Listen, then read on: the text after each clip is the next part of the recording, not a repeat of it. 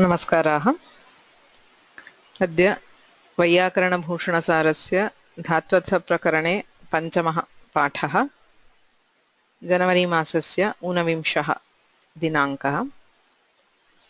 येनाक्षरसमाम्नायमधिगम्य महेश्वरात् कृत्स्नं व्याकरणं प्रोक्तं तस्मै पाणिनये नमः। वाक्यकारं वररुचिं भाष्यकारं पतञ्जलिं पाणिनिं सूत्रकारं च प्रणतोऽस्मि मुनित्रयम्। श्रीलक्ष्मीरमणं नौमि गौरीरमणरूपिणं स्फोटरूपं यतः सर्वं जगदेतद्विवर्तते। अद्य वैयाकरणभूषणसारस्य धात्वर्थप्रकरणस्य पाठम् अनुवर्तयामः। तत्र आदौ अस्माभिः व्याकरणस्य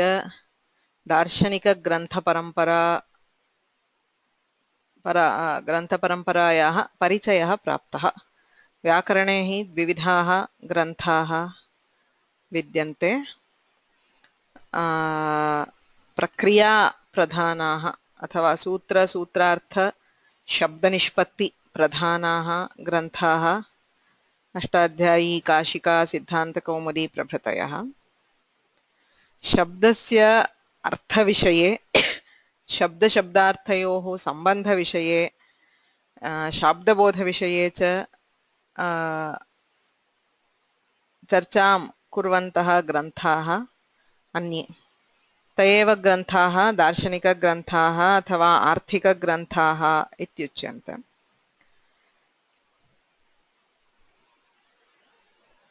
एतादृशी अर्थविषयिणी चर्चा तु न केवलं व्याकरणशास्त्रे किन्तु मीमांसायां न्यायशास्त्रे च कृता वर्तते इत्यपि दृष्टम् अस्माभिः। तत्र व्याकरणशास्त्रे के प्रधानाः ग्रन्थाः एतद्विषये इत्यपि ज्ञातम्। वाक्यपदीयं भट्टोजीदीक्षितानां वैयाकरणमतोन्मज्जनकारिकाः, कौण्डभट्टस्य वैयाकरणभूषणं भूषणसारश्च, नागेशभट्टस्य मञ्जूषात्रयी इत्येते ग्रन्थाः अत्र प्राधान्यं भजन्ते। ततश्च कौण्डभट्टस्य भूषणसारस्य परिचयं प्राप्य भूषणसारस्य मङ्गलश्लोकान् अधीतवन्तः। भूषणसारः भट्टोजीदीक्षितानां वैयाकरणमतोन्मज्जनकारिकाणां व्याख्यारूपः।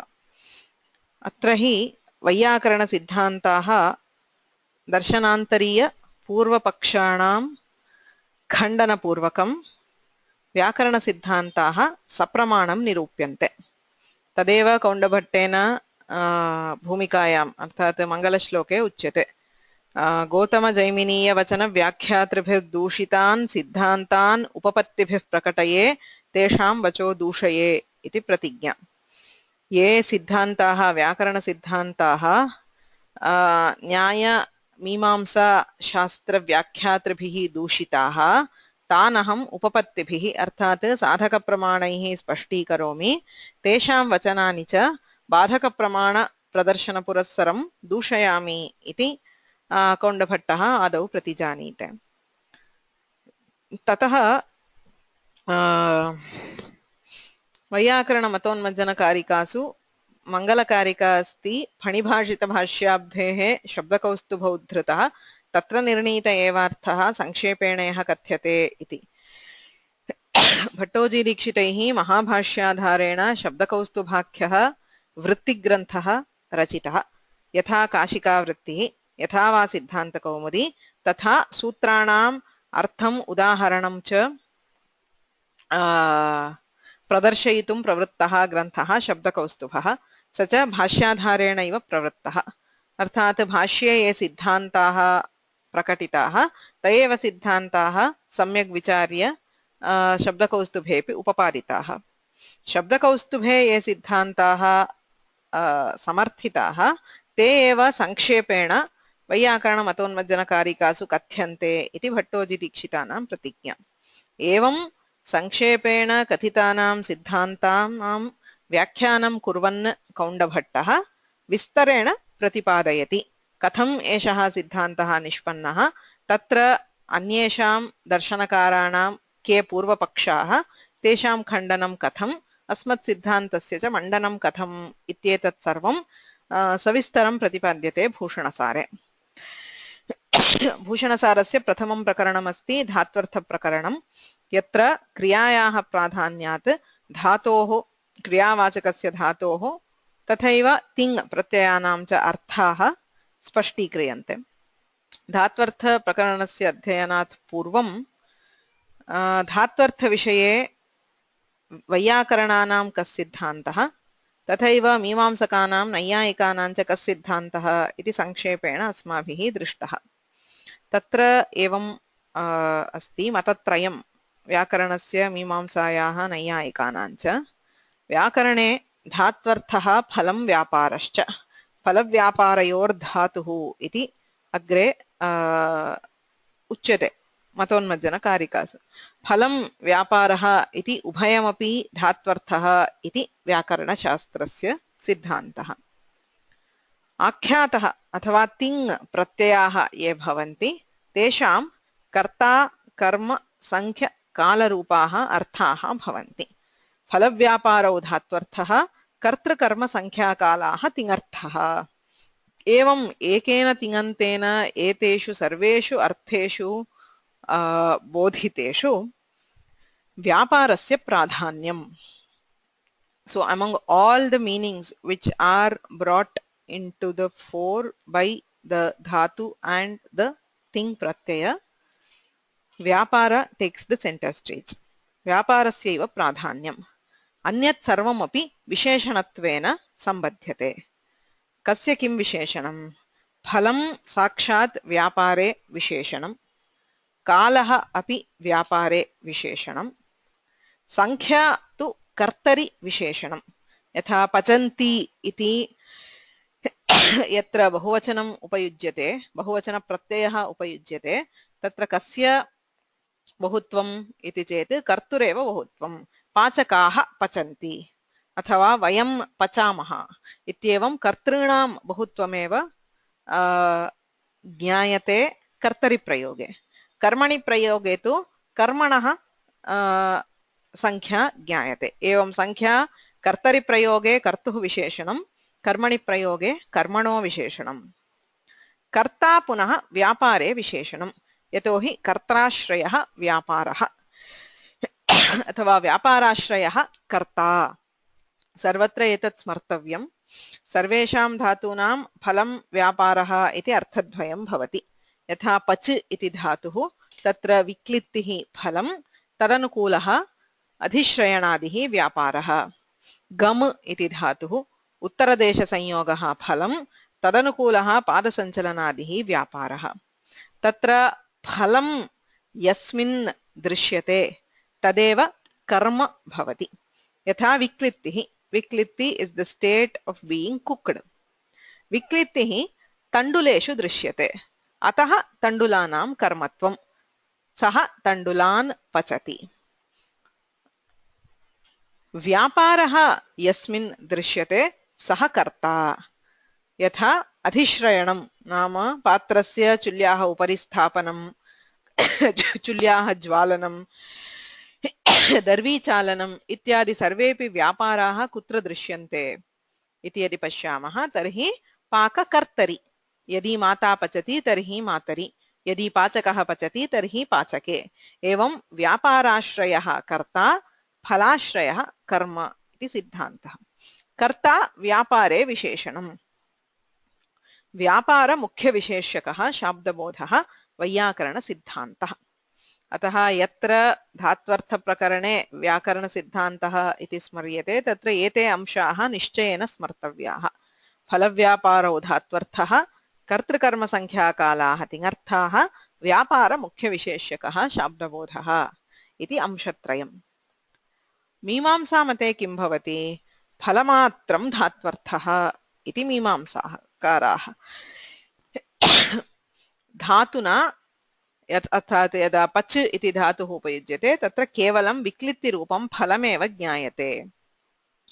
आख्यातार्थः अथवा तिङ् प्रत्ययस्य अर्थः भावना भावना इत्यनेन व्यापारः एव बोध्यते मीमांसकैः भावना संख्या कालश्च तिङर्थः इति तेषां मतम् तर्हि कर्ता कथं ज्ञायते इति पश्यामश्चेत् आक्षेपात् अथवा लक्षणया कर्तुः प्रतीतिः कर्ता आक्षेपात् ज्ञायते कर्तारं विना भावना न संभवति इत्यतः भावनायाः वाच्यत्वे सति तस्याः भावनायाः आश्रयः कश्चित् कर्ता भवेत् इति आक्षेपात् कर्ता ज्ञायते अथवा लक्षणया शक्यसम्बन्धो लक्षणा अस्य तिङ् प्रत्ययस्य शक्यार्थः भावना भावना सम्बद्धः अथवा भावनाश्रयः कर्ता इत्येवं लक्षणया वा कर्तुः प्रतीतिः भवति न तु साक्षात् तिङन्तेन इति मीमांसामतम्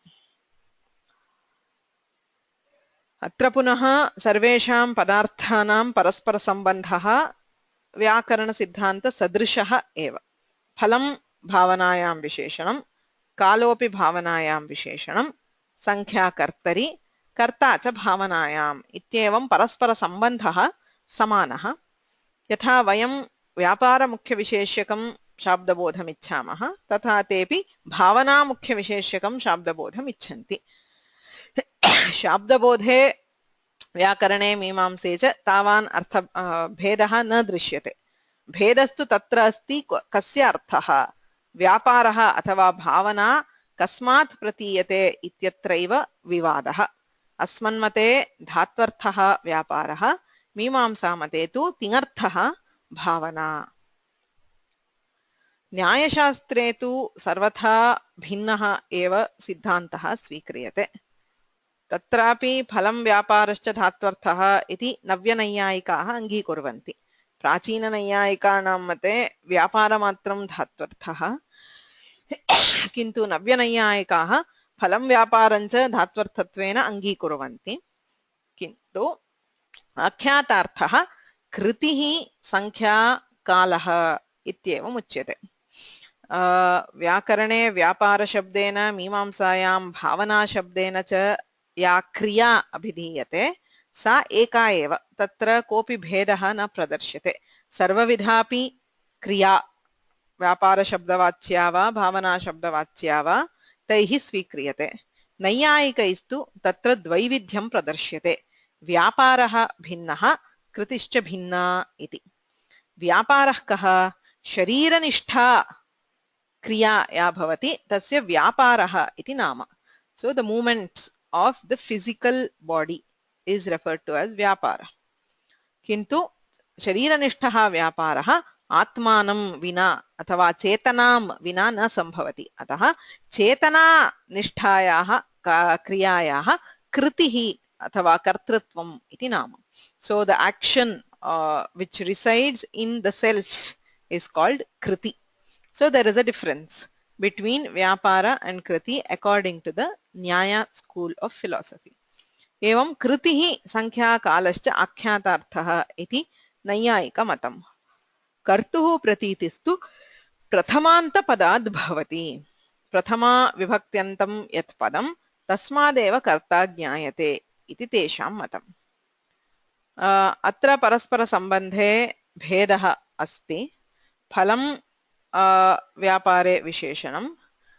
संख्या कर्तरि विशेषणं व्यापारः कृतौ विशेषणं the vyapara in turn is visheshana to kriti pradhana kriti is more important than vyapara because it resides in the self chetana nishtah vyaparah पुनश्च तत्र कृतेरपि सर्वप्राधान्यं नास्ति कर्तुः एव प्राधान्यं सा कृतिः कर्तरि विशेषणम् अतः प्रथमान्तार्थ मुख्यविशेष्यकः शाब्दबोधः नैयायिकाभिप्रेतः कर्तरि प्रयोगे प्रथमान्तार्थः कर्ता अतः कर्तृमुख्यविशेष्यकः शाब्दबोधः एवञ्च व्याकरणमते मीमांसामते च व्यापारस्य क्रियायाः प्राधान्यं न्यायमते तु कर्तुः प्राधान्यं क्रियामतः क्रियावान् यः कर्ता तस्य प्राधान्यम् इति भेदः एतत् सर्वं गत सप्ताहे अधीतं पुनः स्मार्यते यतोहि एतद्विना धात्वर्थप्रकरणस्य अध्ययनं क्लेशाय कल्पते. Without these basic without this basic understanding of what are the differences between the tenets of the three schools of philosophy, it is very difficult to appreciate what the text is trying to tell, because the text mostly concentrates on proving this, the Vyakarana section, and disproving what either the Mimamsa or the Nyaya texts say.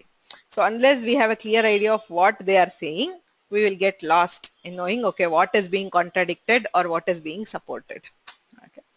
Ataha punah punaha etaduchyate etaccha samyak श्रवणं मननं निदिध्यासनं सर्वं भवेत्. यतोहि यदा मनसि ध्रियन्ते एते अर्थाः तदैव अग्रे गमनं सुलभं भवति. पुनश्च एतद्रूपेण पश्यामः. धातुः आख्यातः इति द्वौ भागौ तिङन्ते. तत्र धातोः अर्थद्वयं फलं व्यापारश्च. तिङ् प्रत्ययस्य कर्तृकर्म संख्याकालाः अर्थाः. एतेषु सर्वेष्वर्थेषु उपस्थितेषु व्यापारः प्रधानम्. तत्र व्यापारे फलं साक्षात् विशेषणम् अनुकूलत्वसम्बन्धेन. अतः सर्वत्र यत् फलं भवति तदनुकूलः व्यापारः. पच धातोः विक्लित्तिः फलं, विक्लित्यनुकूलः व्यापारः. गम धातोः उत्तरदेशसंयोगः फलं, उत्तरदेशसंयोगानुकूलः व्यापारः. खादति इत्यस्य गलबिलाधसंयोगः फलं, तदनुकूलः व्यापारः. इति सर्वत्र फलं व्यापारे विशेषणत्वेन अन्वेति. कर्ता अपि व्यापारे विशेषणं. कर्त्राश्रयः व्यापारः. यदि चैत्रः गच्छति तर्हि चैत्राश्रयः उत्तरदेशसंयोगानुकूलः व्यापारः. यदि माता पचति तर्हि मात्राश्रयः विक्लित्यनुकूलः व्यापारः. यदि अहं खादामि तर्हि मदाश्रयः गलबिलाधसंयोगानुकूलः व्यापारः. एवं कर्ता साक्षात् व्यापारे अन्वेति. कर्म फले अन्वेति. पूर्वमेव उक्तं फलाश्रयः कर्म. अतः यदि शालां गच्छति तर्हि शालाश्रय उत्तरदेशसंयोगः फलम्. एवं यदि तण्डुलान् पचति तण्डुलाश्रय विक्लित्तिः फलम्. So the phala is always qualified by the karma. Sankhya कर्तरि प्रयोगे कर्तरि विशेषणं, कर्मणि प्रयोगे कर्मणि विशेषणम्. अतः यदि पाचकः पचति पचति इत्यस्ति तर्हि एकत्वसंख्यावच्छिन्नः कर्ता. यदि पचन्ति इत्युच्यते तर्हि बहुत्वसंख्यावच्छिन्नः कर्ता, न तु व्यापारः. We are not talking about singularity of plurality of the action. It is always the singularity or plurality of the agent which is indicated by the vachana. So yatra pachavah ityuchyate tarhi tatra dvau kartarau ityeva gamyate. Ataha sankhya kartari visheshanam. Karmani prayoge tu karmani. Kalaha tavat vyapare visheshanam natu kartari. See, sankhya is always related to the karta, but kala is not related to the karta. Katham jnayate kalaha vyapare eva visheshanam natu kartari iti. Pachati, mata pachati iti prayogah. Kada bhavati? Yada mata paka vyapare magna asti tadaiva pachati iti prayogah. Yadi kalaha kartari visheshanam iti uchyeta tarhi यावत् माता जीवति तावत् माता पचति इति प्रयोगः स्यात्, न दृश्यते. माता पचति इति प्रयोगः कदा दृश्यते, कस्य वर्तमानत्वे दृश्यते? व्यापारस्य वर्तमानत्वे एव पचति इति प्रयोगः. व्यापारः यदि समाप्तः तर्हि अपाक्षीत् अपचत् इति भूतकालप्रयोगः. यदि व्यापारः नारब्धः तर्हि पक्ष्यति इति भविष्यत्कालप्रयोगः. अतएव कालः साक्षात् व्यापारे विशेषणम्. भूतकालिकः व्यापारः, वर्तमानकालिकः व्यापारः, भविष्यत्कालिकः व्यापारः इत्यादि।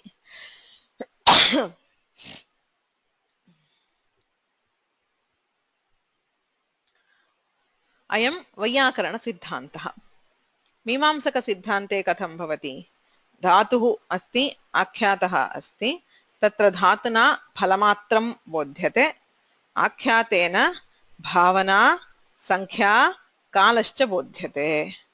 कर्ता अस्ति किन्तु साक्षात् पदवाच्यः न। So the karta is not directly expressed by any particle. तस्य तु आक्षेपात् लक्षणया वा प्रतीतिः इत्युक्तम्।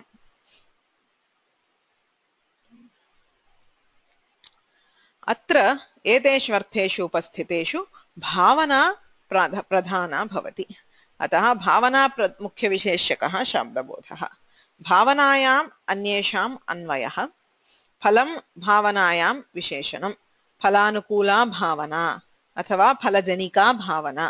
विक्लित्यनुकूलः व्यापारः इति यथा उच्यते तथैव विक्लित्यनुकूला भावना, विक्लित्तिजनिका भावना इत्यादि।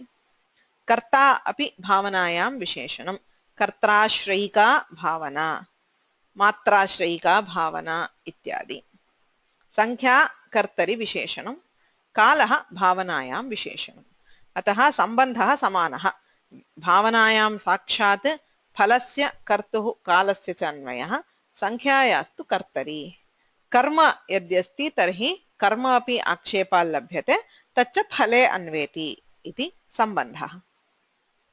नैयायिकसिद्धान्ते तु धातुः भवति, आख्यातप्रत्ययः भवति, प्रथमान्तपदमपि भवति। तत्र धातुना फलं व्यापारश्च बोध्यते, आख्यातेन कृतिः चेतनानिष्ठः व्यापारः, संख्या कालश्च बोध्यते, प्रथमान्तपदेन कर्ता बोध्यते इति तेषां सिद्धान्तः। एतेषु सर्वेषु कर्तुः एव प्राधान्यं नैयायिकमते। कर्तरि इदानीं फलं साक्षात् न अन्वेति, यतः सर्वदा फलस्य व्यापारे एव अन्वयः। विक्लित्तिः यत्र भवति तत्र कर्तुः साक्षात् सम्बन्धः न भवति, व्यापारद्वारेणैव सम्बन्धः। अतः फलं व्यापारे अन्वेति, व्यापारः कृतौ अन्वेति, कृतिः कर्तरि अन्वेति इति सम्बन्धः। एवं कालः अपि कृतौ अन्वेति, सा च कृतिः कर्तरि अन्वेति।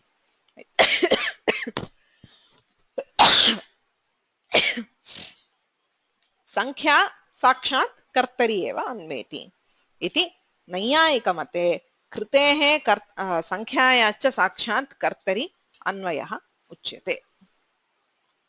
इत्येतत् सर्वम् अधीतम्। Any doubts? प्रश्नाः सन्ति वा?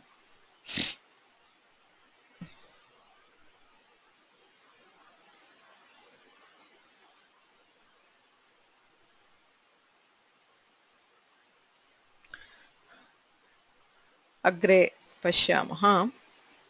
अत्र कश्चित् अभ्यासः, कथं शाब्दबोधः उच्यते इति। अहं पचामि इत्यस्ति। Anybody would like to try?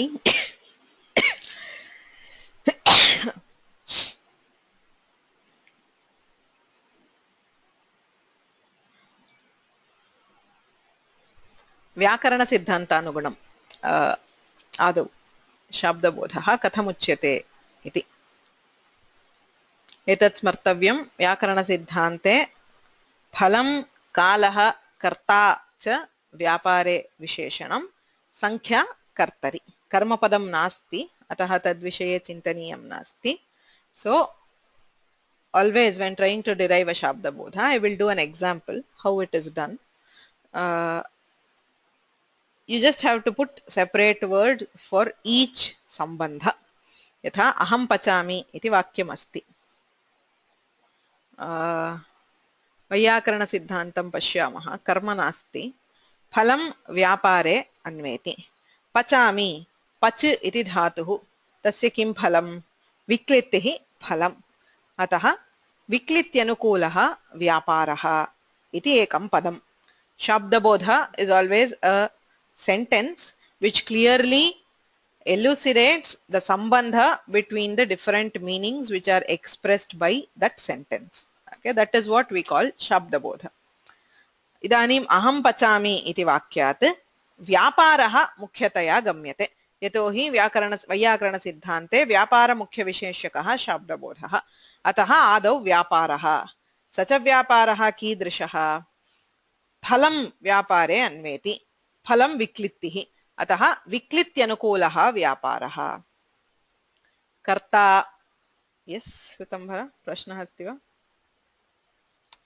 न भगिनि वक्तुमिच्छति एकत्वसङ्ख्यावच्छिन्न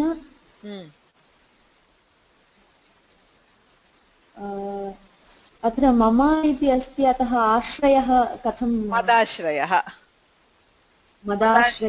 व्यापारः कर्ता व्यापारे अन्वेति कर्ता अहम् अतः मदाश्रयः व्यापारः वर्तमानकालिकः अतः इदानीं व्यापारस्य विशेषणत्रयं लब्धं विक्लित्यनुकूलः व्यापारः मदाश्रयः व्यापारः वर्तमानकालिकः व्यापारः संख्या कर्तरि अन्वेति का संख्या एकत्वसंख्या अतः एकत्वसंख्यावच्छिन्न मदाश्रयः एकत्वसंख्यावच्छिन्नः अहं मदाश्रयः विक्लित्यनुकूलः वर्तमानकालिकः व्यापारः इति शाब्दबोधः वैयाकरणमते मीमांसकमते कथं भवति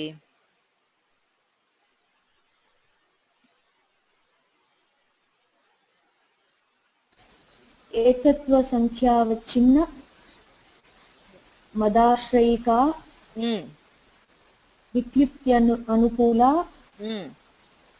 वर्तमानकालिकी भावना सम्यक् अत्रापि विशेषणत्रयं भावनायाः भावना प्रधान सो फाइनली वी हैव भावना सा भावना कीदृशी विक्लित्यनुकूला भावना मदाश्रया भावना वर्तमानकालिकी भावना अहं च एकत्वसंख्यावच्छिन्नः अतः एकत्वसंख्यावच्छिन्न मदाश्रया विक्लित्यनुकूला वर्तमानकालिकी भावना इति मीमांसकसिद्धान्ते शाब्दबोधः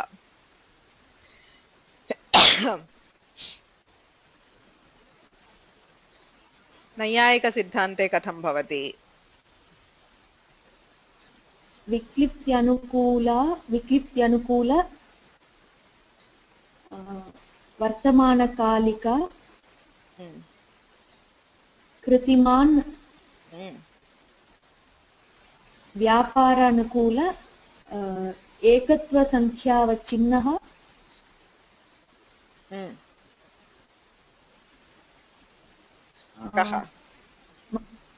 मदाश्रयः अहमेव कर्ता प्रधानम् अहम् अतः एकत्वसंख्यावच्छिन्नः अहं कृतिमान् अत्र कर्तरि साक्षात् द्वयमेव विशेषणम् एकं तु कृतिः अतः कृतिमान् अहम् एकत्वसंख्यावच्छिन्नः अहम् सा च कृतिः कीदृशी व्यापारानुकूला कृतिः वर्तमानकालिकी कृतिः व्यापारः कीदृशः विक्लित्यनुकूलः व्यापारः अतः विक्लित्यनुकूल व्यापारानुकूल वर्तमानकालिक कृतिमान् एकत्वसंख्यावच्छिन्नः अहम् इति नैयायिकसिद्धान्ते शाब्दबोधः स्पष्टम्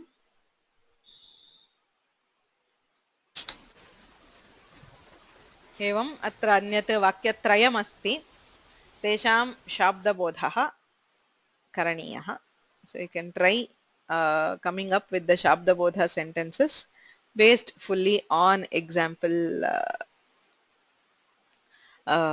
you know it is all there in the slide so you can just write in the same way so initially at least you should follow exactly the same pattern write each word separately and then bring them together it is impossible to give shabdabodha I mean you know in one continuous sentence at the beginning okay I mean even now I find it difficult So it's only with pre-preparation that I can give the full sentence. But if you break it up into components, it is always easy. You just have to see what is relating to what. Okay. So इदानीम् एतेषां वाक्यानां शाब्दबोधस्य अभ्यासः गृहे क्रियताम्.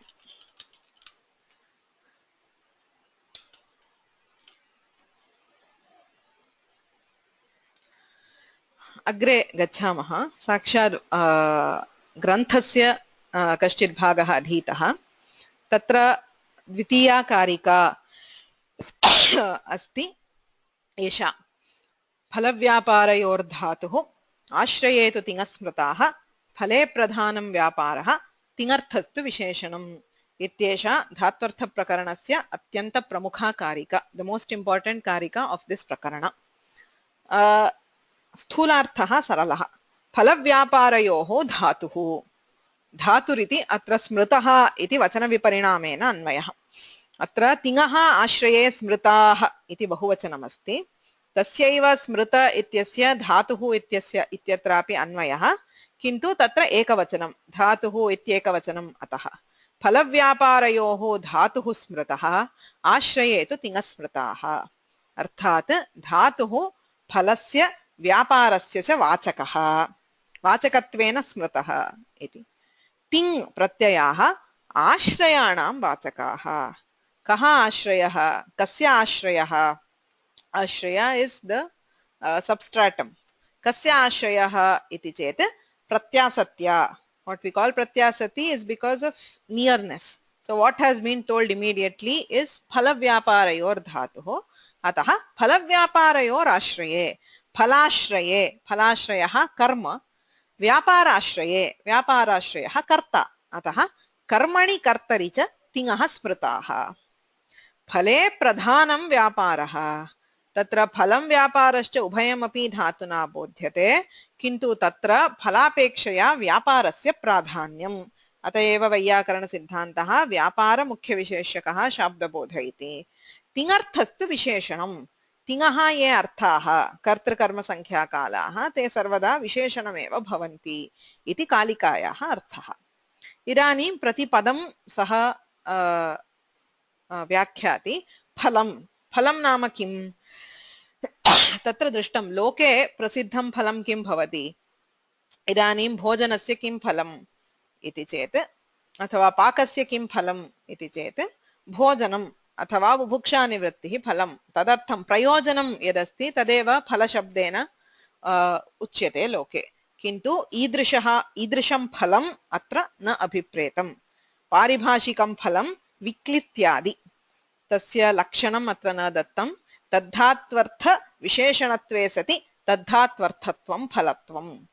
So phala is that which is expressed by the dhatu and also acts as an adjective, as a visheshana to another meaning expressed by the same dhatu. यथा पच इति धातुः, तत्र विक्लित्तिः व्यापारः इति अर्थद्वयम्. तत्र या विक्लित्तिः सा तद्धात्वर्थभूता, पचधात्वर्थभूता. तथैव तद्धात्वर्थ विशेषणत्वे सति तद्धात्वर्थस्य नाम व्यापारस्य विशेषणीभूता. So being expressed by the dhatu, it is also a visheshana to another meaning expressed by the same dhatu. So that is defined as phala. So that such phala is like viklitti. An example is viklitti. इति फलम् उक्तम्. अग्रे व्यापारः इत्यस्ति श्लोके. फलव्यापारयोर्धातुः. व्यापारः नाम कः? व्यापारस्तु भावनाभिधा साध्यत्वेन अभिधीयमाना क्रिया. व्यापारस्तु भावनाभिधा. भावना अभिधा यस्य, भावनाभिधा. So व्यापार also known as भावना. व्यापारस्यैव भावना इति अपरं नाम. अतः व्यापारः भावना इत्युभयं समानम्. तच्च किं? क्रिया. क्रिया इत्यपि समानार्थकत्वं, क्रियायाः अपि समानार्थकत्वं. किं च सा? साध्यत्वेन अभिधीयमाना इत्यस्ति. अत्र भावना इति शब्दः अस्ति। भावना शब्दः भूधातोः निजन्तात् युच् प्रत्यये निष्पन्नः। भवति भावयति, या भावयति भावयति इत्यत्र यः व्यापारः उच्यते तदेव भावना इति।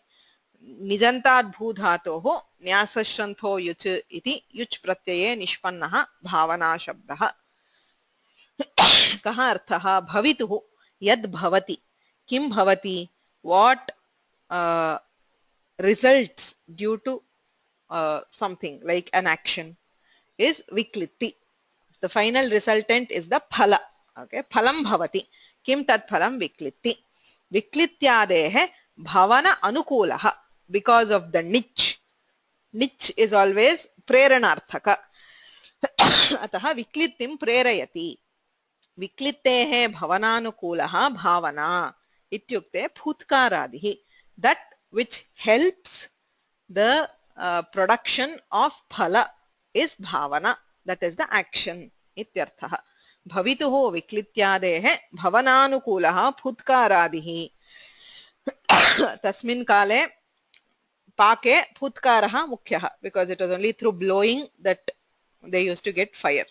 So these days it might not be futkara itself because we don't blow it. It could be lighting the fire and all associated actions. Okay. All actions which stimulate, which cause the production of result or phala is called bhavana. Bhavana paranamika साध्यत्वेन रूपेण वाच्या या क्रिया सह एव व्यापारः इति उच्यते। अत्र साध्यत्वेन रूपेण वाच्या इत्यस्य कोऽर्थः? उक्तञ्च वाक्यपदीये। वाक्यपदीयं भर्तृहरेः ग्रन्थः। तत्रत्याम् एकां कारिकाम् उदाहरति कौण्डभट्टः। यावत् सिद्धम् असिद्धं वा साध्यत्वेन अभिधीयते आश्रितक्रमरूपत्वात् सा क्रियेत्यभिधीयते. This is the definition of kriya or action from the Vakyapadiya. Yavat siddham asiddham va sadhyatvena abhidhiyate ashrita kramarupatvat sa kriya ityabhidhiyate. Sa kriya ityabhidhiyate. Kriya iti namadheyam kasya bhavati iti chet asya यदत्र विवृतं तस्याः। वाक्यपदीये तृतीय काण्डे, वाक्यपदीये काण्डत्रयम् अस्ति, ब्रह्मकाण्डं, वाक्यकाण्डं, पदकाण्डम् इति। तत्र तृतीये पदकाण्डे क्रियासमुद्देशः इति क्रियासम्बद्धः एव अध्यायः। तत्र इयङ्कारिका दृश्यते। किमर्थम् एवम् उच्यते? लोके क्रिया इत्यनेन किं ज्ञायते? परिस्पन्दः। We take kriya or action as a physical movement, okay, but that is not only that which is defined as kriya in Vyakarana. So if that is defined as kriya, as we were discussing the other day, bhavati or janati etc. cannot be defined as a kriya. Okay, so that definition of just physical movement is not kriya. Okay, it's not the correct or the absolute definition of kriya. Loke kriya chet parispandaha ityarthaha. Kintu shastre kriya ityanena kimuchyate sadhyatvena uktaha kaschit padarthaha. Idanim siddham asiddham va ityasti. Siddham nama kim, asiddham nama kim? Yatra kriya bhavati tatra kinchit phalam bhavatyeva. Okay, so wherever there is action, there is some phala. Okay, if the phala has already been attained, it is called siddha. Yatha apakshit, yatra pakakriya samapta iti bhutakale vyavaharaha, tatra phalam nirvrittam, अर्थात विक्लित्ति रूपं फलं प्राप्तम् इत्यर्थः। एतत्तु सिद्धम्। सो फलं सिद्धम् अस्ति। The result has already been attend.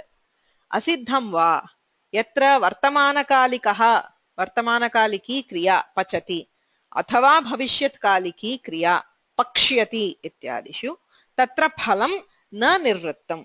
So the result has not yet been attained. So that we call it as asiddham.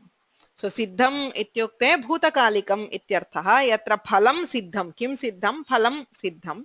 Asiddham va yatra vartamanakale bhavishyati va kriya tatra phalam asiddham na nirvrittam.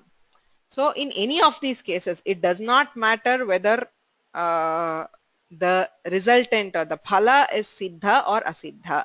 Yavat siddham asiddham va sadhyatvena abhidhiyate. Ashrita kramarupatvat.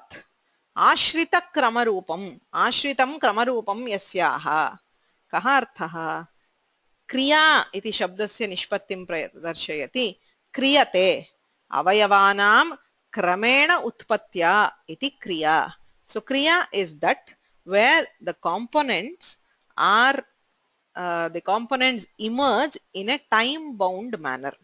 Say for example, when we say pachati, pachati ityanena kachit kriya uchyate. So the action of cooking.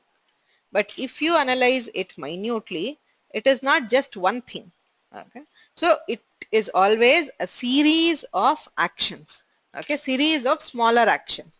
Say yatra pachati ityasti tatra adhishrayanam. Adhishrayanam nama patrasya chulyaha upari sthapanam. Chulli jwalanam. You have to light the stove. Tanduladi prakshepanam. So you have to put the whatever is the matter, whatever you want to cook into the vessel. Udakasechanam, jalasya yojanam karaniyam, darvichalanam, you have to stir it, so on and so forth. So even though we say pachati is one action, it involves a series of actions. Okay? Each one of these, yatra adhishrayanam iti uchyate, sapi eka kriya na. That again is not just one. So adhishrayanam means you have to first touch the, say the patram, you have to lift it, you have to keep it on the stove. So all this is a series. So however minutely you go, you cannot say that, you cannot pinpoint a kriya which is indivisible. Okay, sarvada kriyayaha lakshanam avayavanam kramena utpatya. So there is always a series. Okay, it's an infinite series. So any action, even though it appears as single, pachati iti yadrapi pakakriya iti uchyate sarvaihi budhyate, किंतु सा एका क्रिया न. अधिश्रयणम चुल्ली ज्वालनम इत्यादि आश्रित क्रम रूपा एतेषां सर्वेषां क्रमेण यदा निर्वृत्तिः भवति सा एव पाकक्रिया इत्युच्यते. पुनश्च अधिश्रयणे एवं आश्रितक्रमरूपत्वम् अस्ति. अतः आश्रितक्रमरूपत्वम् इत्यस्य पूर्वापरीभूत अवयवकत्वम् इत्यर्थः. So आश्रितक्रमरूपा is that which has components avayava, purva paribhuta, which are spaced in time. So all these do not happen in the same instant. Okay, they happen one after the other. So that is the kramarupa. Okay, in a particular order, a series of components which arise in a particular order is called kriya. So kriya is something that is, if you we'll understand it better if we contrast it with a dravya. Dravyam kim idanim pustakam ityasti. Tatra kramarupam kimapi nasti. Pustakam ityukte siddham. There is something which you can see and feel directly. There is neither any component nor this kramikotpatti. Okay, kramikotpattihi ityuchyate. So pustakam is not something which is which arises in a time bound manner. That is dravyam. Tad dravyam. Yattu yasyaha tu kramikotpattihi drishyate. Purvaparibhuta avayavakatvam drishyate. Sa kriya. Siddham asiddham va. Yadyapi phalam nirvrittam syat. Yatra apakshit ityuchyate. Tatra phalam tu siddham. The resultant may be ready. But the kriya is still expressed as kramikotpatti. Yatra apakshit ityuchyate tatra avayavanam kramikotpattihi vivakshata eva. Ataha yavat siddham asiddham va sadhyatvena abhidhiyate. Kramena pratiyamananam vyaparanam buddhya kalpitaha samudayaha eva kriya. Etadapi uchyate kriya is, as I said, it's not one. Eka kriya iti kadapi na bhavati. There is no kriya which you cannot split further. Okay, it is always a samudaya. Kriya is always a series of smaller actions.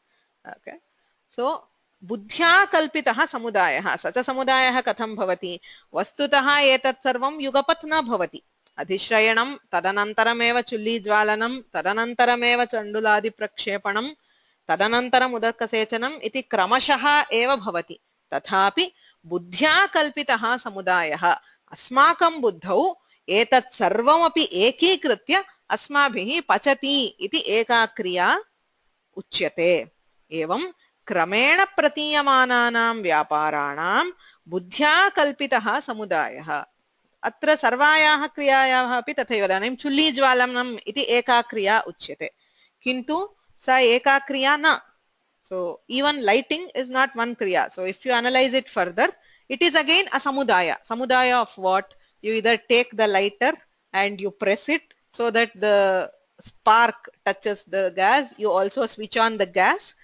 there is a series of actions so each one of them is again a series of actions atah क्रमेण प्रतीयमानानां व्यापाराणां बुद्ध्या कल्पितः समुदायः एव क्रिया इत्युच्यते तस्याः क्रियायाः एतल्लक्षणं फलं सिद्धं वा भवतु असिद्धं वा भवतु साध्यत्वेन अभिधीयते साध्यत्वं नाम एतदेव that which is आश्रितक्रमरूप क्रमिकोत्पत्तिः यत्र इष्यते so we intend to convey it as something which is derived whose components are emerge through time emerge in a particular order through time okay tadeva sadhyatvam iti khadati iti kriya asti yatha pachati tatha khadati khadati ityapi eka kriya kintu tatra बहूनि क्रियान्तराणि अवयवानि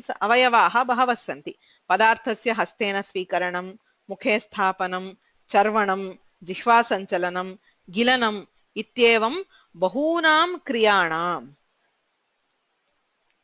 क्रमेण प्रतीयमानानां व्यापाराणां बुद्ध्या कल्पितः समुदायः एव खादनक्रिया अथवा व्यापारः अतएव नामार्थस्यापि साध्यत्वेन विवक्षायां क्रियारूपत्वम्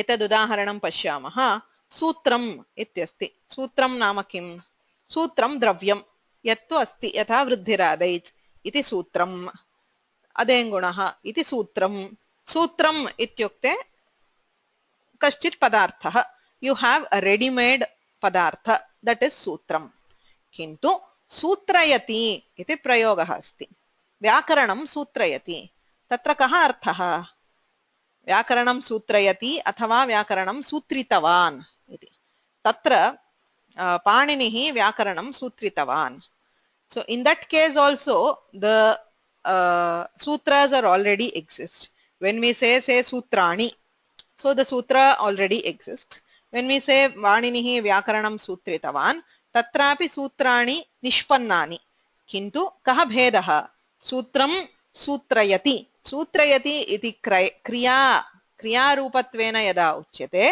तदा सूत्राणां क्रमिकोत्पत्तिः गम्यते so we understand that the sutras are not ready made they come into being slowly or component wise with time with a time delay that is what we understand when we say sutrayati it means he is undertaking some action which helps the sutras emerge one by one in relation to time atah etadeva sadhyatveena vivaksha नामार्थस्यापि नाम सत्वं द्रव्यं द्रव्यार्थस्यापि साध्यत्वेन विवक्षायां साध्यत्वं नाम एवं क्रमिकोत्पत्तिः आश्रितक्रमरूपत्वं यत्र विवक्ष्यते तत्र क्रियारूपं भवति अतएव नामधातवः इति प्रयोगः भवति सूत्रम् इति द्रव्यं तस्मात् निष्पन्नं सूत्रयति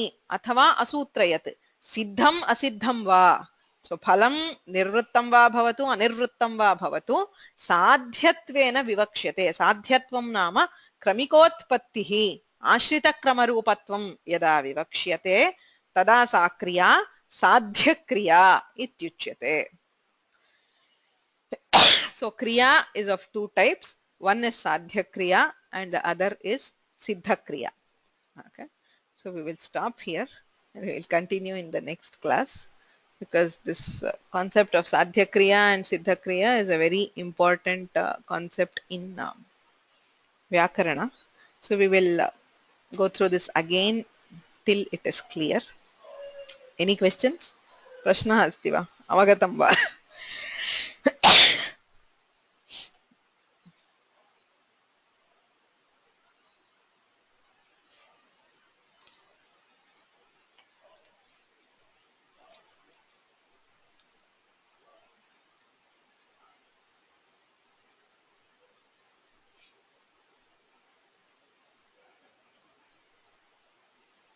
Okay, अत्र कश्चित् प्रश्नः अस्ति. क्रियायाः विषये यदुक्तं, does it mean that by using our buddhi we think of all the smaller actions as a single samudaya without thinking of them as smaller components? Yes, that's exactly what it means. When we say pachati, pachati iti yada kriya uchyate, tatra yadyapi तत्र अवान्तर क्रिया क्रियाः बह्व्यः सन्ति, तथापि अस्माभिः समुदायत्वेन एका एव क्रिया विवक्षिता. यद्यपि जानीमः, knowing that it is a series of component actions, we still refer to it as a single action. That is kriya. It is the same case with kriya at all levels. Okay. सर्वत्र एवमेव भवितुम् अर्हति. सर्वत्र भवत्येव.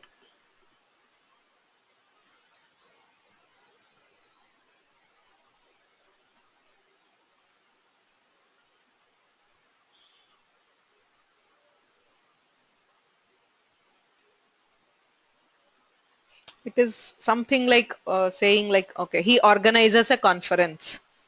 When we are saying at the top level, we say, okay, he coordinates a conference. But coordinating is not one job. There might be, say, 10 different committees who are all taking care of the different tasks. So when we want to refer to each of them separately, say there are 10 different people who are, say there is one head coordinator and there are 10 people under him who take care of the different actions. So then we say, okay, he manages the food or he manages whatever. And again, there could be several people under him who are performing the actual action. So it goes on. So even though when we say, okay, he organizes a conference, it is not a single kriya, but it's a set of avantara kriyas happening, in relation to time, which we think of a single kriya. So it is not, those actions are not one. Okay, they are definitely separate from each other. It is only our buddhi which makes them appear as one. Buddhya prakalpitaha samudayaha eva kriya.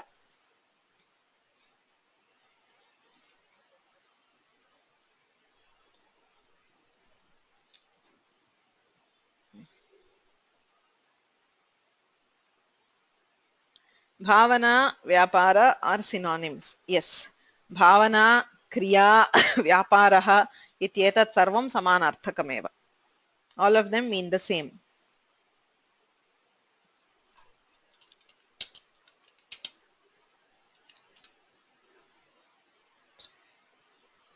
Okay. Atra samapayamah, agre pashyamah. श्रीलक्ष्मीरमणं नौमि गौरीरमणरूपिणं स्फोटरूपं यतः सर्वं जगदेतद्विवर्तते.